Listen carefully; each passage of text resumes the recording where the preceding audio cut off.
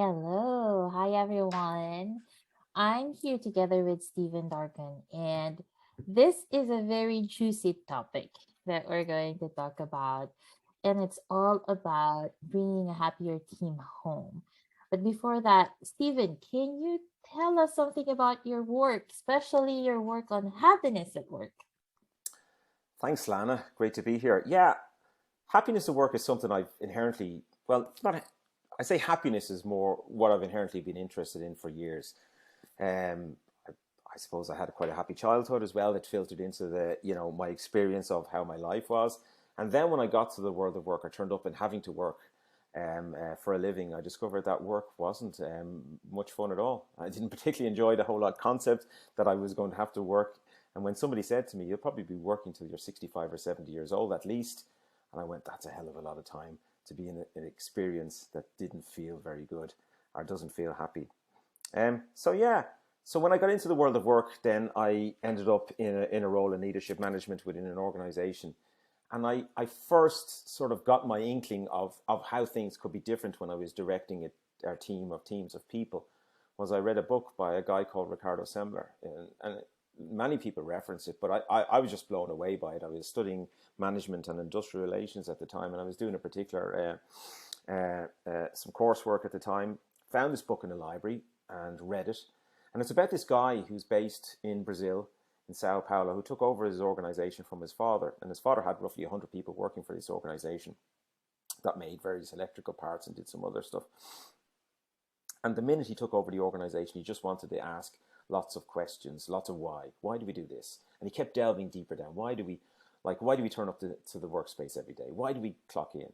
Well, we clock in because we need to know where people are. Why do we need to know where people are? Because we don't trust them. And that's usually what happens when you go further back with the whys. So when he did that, I went, that's so interesting. Somebody in the workspace is asking questions about the way we work now and saying it doesn't have to be this way. Let's create something different. And he really threw it on its head, created a completely different workspace. And I was blown away by that. But I worked for an organization that was very old school. It had a culture that was 150 years old. And I wasn't the person that was going to be able to break that culture or change that culture from that old school, world into this real modern experience of what work could be. So I decided eventually I left that organization, not because of that, but I decided I always wanted to work for myself. Because there was another reason why I wanted to do that was because I liked to take more control or autonomy over my experience of work, of the way Hmm. I worked. Longer holidays, lots more control over the decisions I make. So that's why I wanted to do that. So I then decided that is there a way that I could actually help people within and leaders within organizations to help them to be able to transform the world of work. So I did a lot of reading and research into this. And actually, one of the second book that would have turned my world around would have been a book by Henry Stewart. And Henry Stewart has a company called Happy based in London in the UK. And he wrote a book called The Happy Manifesto. And it's a wonderful book. Everybody should read it. And it's a very small, slim book, but it tells you everything you need to know about how you can create an organization that makes their people feel good. And when I read that book, that really opened my eyes again. I said, here's somebody else who's changing the world of work for the better. And consequently, then I went to my first Happy Workplace conference in London in 2013. It was in Google. And I just got to hear from some great speakers about how they're transforming the world of work for the better. And I was just surrounded by people who had the same mindset as me. And I went, this is wonderful. So I turned up again the next year in London. We had it in a different venue. And I just, wow, I said, this is incredible. So I said to Henry, who was organizing the conference, who had written the book, I said, why don't we do this in Ireland? And he said, I'd love to, Stephen. So myself and Henry then, and another friend of mine, Andrew, we created the Happy Workplaces Conference Ireland, and we're now in our fifth year of doing that in Ireland. We were online last year for the first time, but we were in person before that. And we've had speakers from companies as diverse as Airbnb.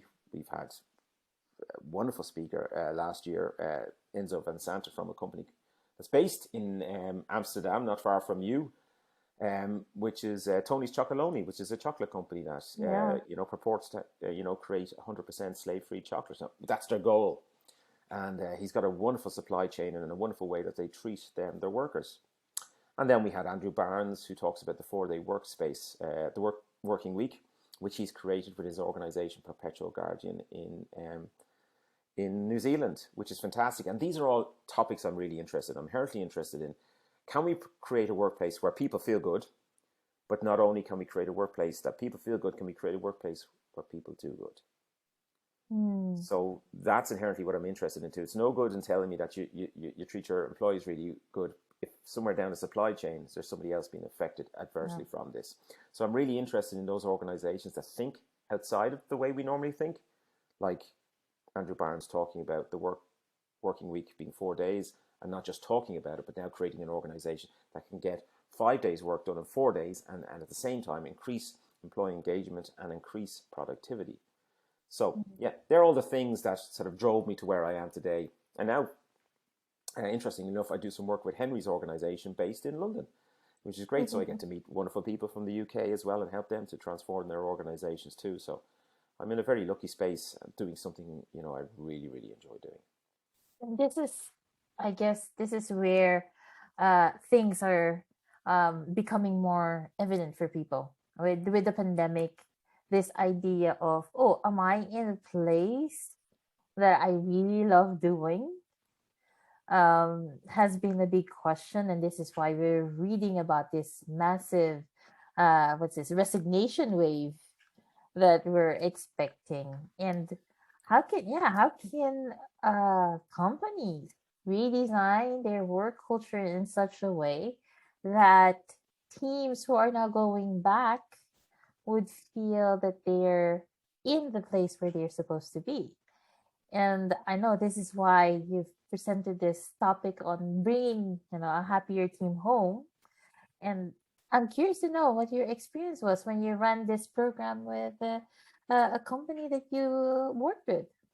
So you and I, you know this because you and I sat down and with Sarah, we designed this course that we thought would help those organizations that had been apart for the last 18 months, working remotely, just trying to get through the last 18 months, how they could actually step into the next stage of their working experience. What would it be like? What would they need? And we had just designed this, and luckily enough, I had an organization not far from where I live here had asked me, based around something like this. They hadn't met up for 18 months. They were hoping to meet each other again before they really integrated life back into the workspace, or even before they made decisions about what the next step of their working lives is going to look like. We'd created this, um, and it was a wonderful day. First of all, in many ways, it was monumental in the fact that was my first day with a group of people in a room together. And it was just fantastic, such a breakthrough after such a long, difficult, year and a half. And it was the same for them. They actually had people in that room that the rest of the organization had never met over the past 18 months because they had been hired in that period, but had never got to meet them, only through screens like we are now. So we created this wonderful experience where in it, and the one thing I love about this experience is the one thing that we started the experience with is we took everybody to bring something individual from themselves into the working space. And that's how we started today. We had a bit of fun at the very start with icebreakers and a bit of networking. But what we really got down to the hub of is when we sat down in this circle. And I'd asked them all to bring something from home that they were willing to part with, but it represented something about them that they were bringing back into the workspace. And I created this beautiful box in the middle of the room, and I got them to talk for 2 minutes each about why they had brought this to the workspace and what it represented from them. And we got these wonderful stories, and we got a pair of baby's shoes because one of their children had grown up at this stage, but it reminded them of the last 18 months rearing that child, and how they'd grown out of the shoes at this stage. People had dropped in photographs, all these beautiful things, and we put them into the box, and the box was quite symbolic then. And then the box then was given them to put into their office space, so it reminds them of the workspace, of themselves going back into the workspace. A bit of them is there now in it. And then we did a beautiful ritual shortly after that where we went through, it took about 30 minutes or so just to reimagine what they've experienced over the last year and a half, and taking steps forward through that process. And there's something just so deep about that and so connected about that. And it's about remembering what we experienced, understanding it, recognizing it for what it was, but stepping through to it and then looking back at it and then seeing how far you've come to get to the point you've come to and stepping into the next phase. Something so beautiful about that. And then we just got all the groups to sit down and to discuss what they personally felt. I want them to write down what they felt through that process and then discuss what went on for them. Yeah, there was something very, very grounding and wonderful in that. Mm. Uh, I so wish that I could have been in this that magical place together with you. I do miss seeing people and how they interact with each other. I think that's the part that I that I'm longing to see more of, how we can interact more with each other, Mm-hmm. not coming from a place of very transaction like, but really more of this deep connection that I can imagine the space open them, open them up to, of, oh, what's happening in other areas, or what's happening in their lives that might be different from what they have experienced. So it's so fascinating to hear about all of this. So Stephen, if there's anything that you would want them to to think of, how can we reimagine this future of work? What is crucial for us to think about? I suppose one of the things to think about is how do we have that? Are we having that conversation with our employees about what the world of work is going to look like? Like, you've got to remember that the last 18 months, nobody received a training manual on how to remote work. And actually, if you had had a conversation 2 years ago, if with the leaders in the organization were approached by their staff to say, listen, we're thinking of remote working, that idea, that conversation would have gone absolutely nowhere. Isn't that true? Like, nobody would have, Yes. yeah, we just wouldn't have,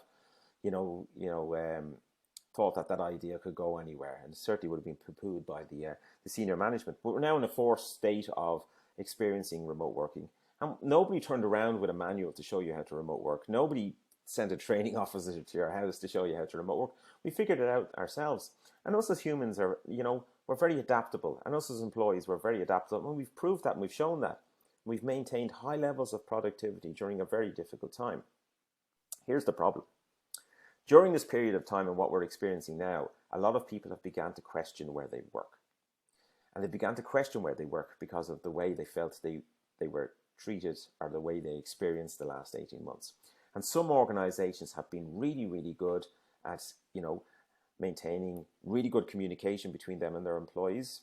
Probably doing small little things to create that sense of well-being with their employees, and trying to do their best, to make them feel less anxious and less stressed, give them the right tools, and to be able to do their best work.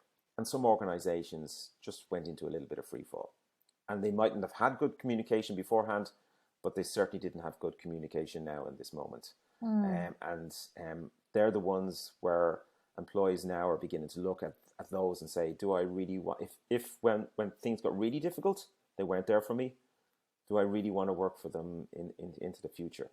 And you used words earlier, we were talking about the great resignation, and the fact that in America they've seen this.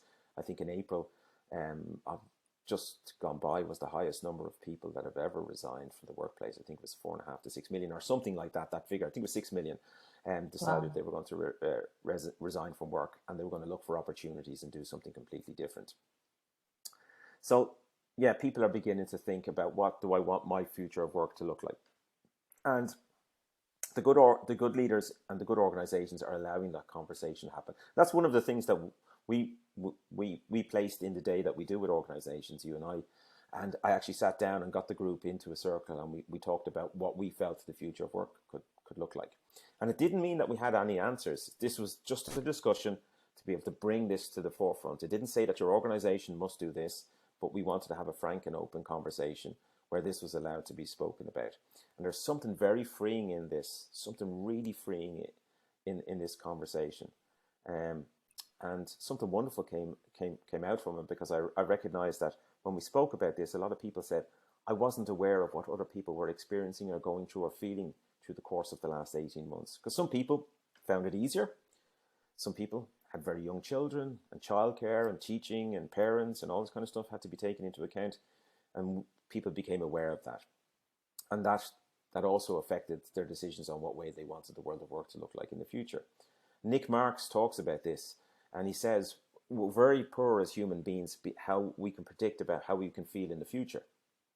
So a lot of us, even at this moment in time, saying there's no way I want to go back into the working space. I'm fine here at home. I don't have to go in to deal with traffic and to deal with, all the stuff about office politics and everything else that might go on. But what I'd say to people is to think twice about that. And maybe the best time to have that conversation that we spoke about is maybe after we've experienced a bit of what it's like back in the workspace. So Yeah. bring people back into the workspace and maybe sit them down and have this conversation again and see how they feel now. And that Yeah. might change the way that they might feel. Mm. Thank you. Thank you for reminding that we don't have to jump into anything right now, that we can sense and feel and yeah, get back to being together and see how that feels for us. And then from that space of awareness, we can discuss what is possible. Mm. And there are many people who will, see the remote working. It could be working mothers. It could be single parents. It could be introverts. Could gladly prefer this experience and go, oh my gosh, this has been very freeing. I feel more productive. I get more done. And others probably will be jumping at the idea of hopping back into the workspace because they love being around people, and that's fine. So you need to get a balance between that with people, and teams will have to look at ways that they want to do it. Maybe if you decide to do a hybrid version of work, 3 in, 2 out, or whatever, is suddenly everybody going to dive at Monday and Friday and say they're the 2 days I'm out, and everybody's only there when. But your organization has to work out what's best for them and Yeah. how that will work. So there's conversations needed around that too as well. Thank you, Stephen, for giving some insights on how to bring a happier team home, and looking forward to knowing more ideas around this as we go through and transition from life with the pandemic. I couldn't even say it without with the pandemic, and how we can redesign companies as communities as we bring our Mm. teams back. Thank you very much. Thanks, Lana.